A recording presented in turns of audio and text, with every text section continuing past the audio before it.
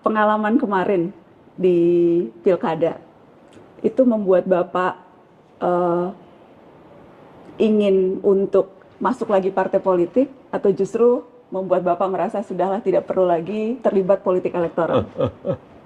Enggak lah, itu apa, kalau produktif, hidup itu harus produktif, tapi untuk berpolitik lagi, saya harus berhitung panjang. PAN mengajak, Golkar berharap, Gerindra menyebut. Bapak ada ketertarikan untuk menerima? Belum berpikir ke arah sana. Belum. Belum berpikir ke arah sana. Atau ketika Bapak bilang partai perseorangan, itu maksudnya Bapak partai perseorangan? Kan Bapak sempat waktu itu juga menjawab partai perseorangan. Ada ide partai politik gaya baru mungkin dari Nantilah Jokowi Widodo? baru dimatangkan. Jadi kita masih bisa menunggu ya Pak? Baru dimatangkan. Ya keinginan kita ada sebuah partai politik yang super TBK. Super TBK? Artinya? Ya dimiliki oleh seluruh anggota. Kalau yang sekarang dimiliki segelintir orang Pak? Saya nggak ingin berbicara mengenai itu. Karena Super TBK kan berarti terbuka. Semua orang berhak untuk merasa atau paling tidak punya kepemilikan terhadap partai politik. Itu partai politik yang ideal menurut Bapak? Idealnya seperti itu. Partai politik yang ideal memang seperti itu. Ke depan saya kira seperti itu. Itu yang akan Bapak dirikan? Enggak, itu baru dalam pemikiran. Ini kan saya mancing-mancing Pak. Kalau Mas Gibran gimana Pak? Bapak memberi masukan juga ke Mas Gibran? Enggak pernah. Mas Gibrannya juga tidak pernah meminta masukan? Sama sekali. Itu tipikal Mas Wapres kan seperti itu. Menilai kinerjanya juga sangat baik, seperti Pak Jokowi melihat Pak Prabowo sangat baik? Ya, itu masyarakatlah yang menilai, jangan saya. Bapak nggak enak menilai karena anak sendiri?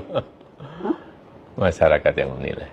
Tapi nasihat yang Bapak kerap berikan ke Mas Gibran, ada nggak Pak? Dari pengalaman Bapak menjadi orang nomor 1 dan melihat orang nomor 2. Kalau orang Jawa bilang ojo kemajon, udah itu aja. Ojo kemajon. Jadi maksudnya harus ya karena jangan melebihi, jangan berlebih-lebihan. Iya, karena secara konstitusi memang wakil presiden itu adalah mendampingi presiden atau membantu presiden apabila diminta. Ya itu udah. Kalau angka dari Bapak berapa untuk 3 bulan pertama pemerintahan Pak Prabowo? Kalau survei kan sekitar 80-an%. Sangat baik.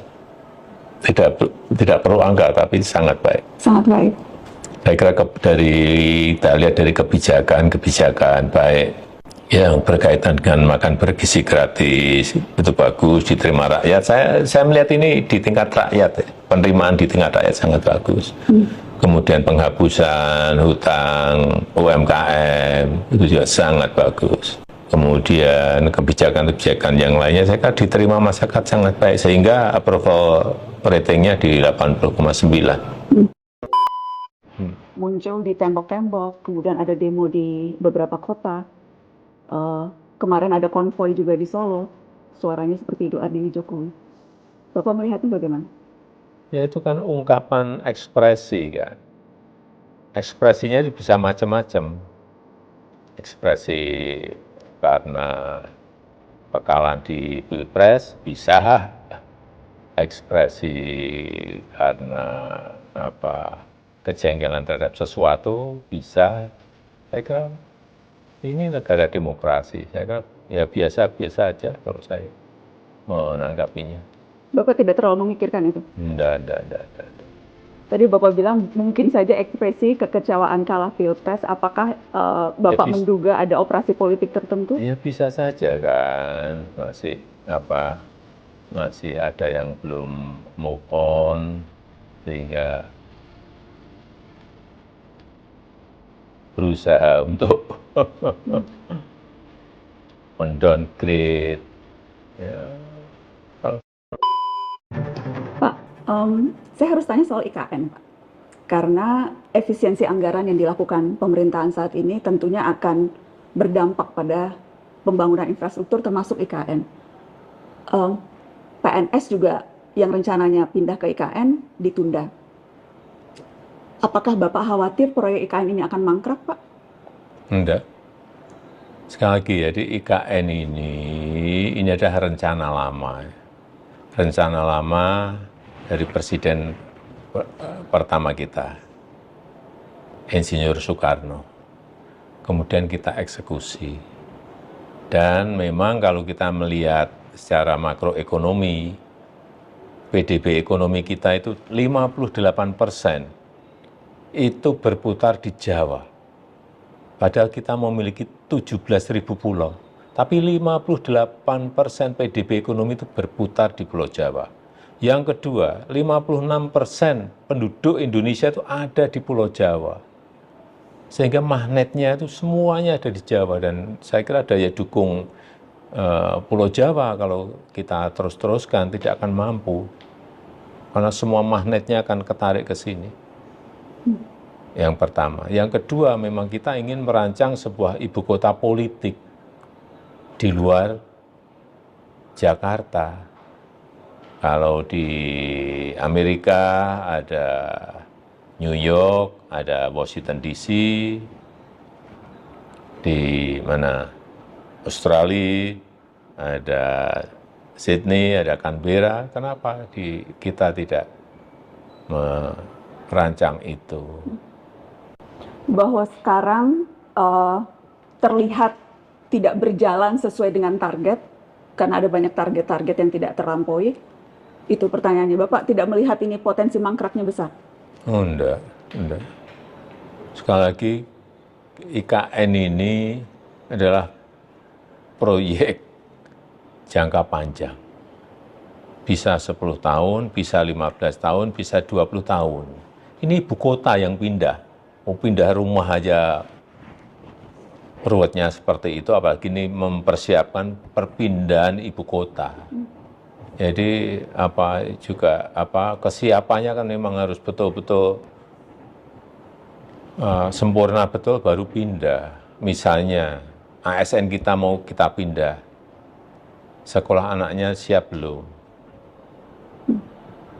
Kalau sakit, rumah sakitnya siap, sudah beroperasi belum? Kan semuanya harus dihitung. Kalau ingin belanja, pasarnya siap belum? Supermarketnya ada atau tidak?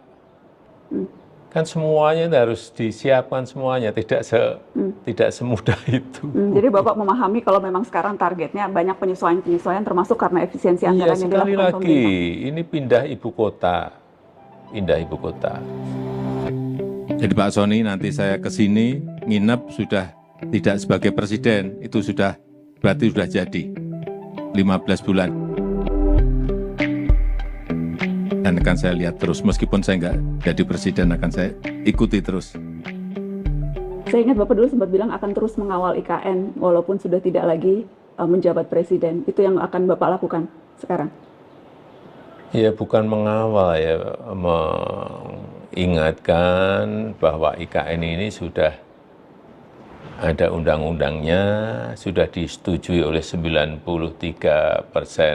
fraksi yang ada di DPR. Saya rasa semuanya sudah berjalan sesuai dengan tahapan-tahapan yang ada. Pak, mengenai anggaran itu keputusan dari Bapak Presiden dan pemerintah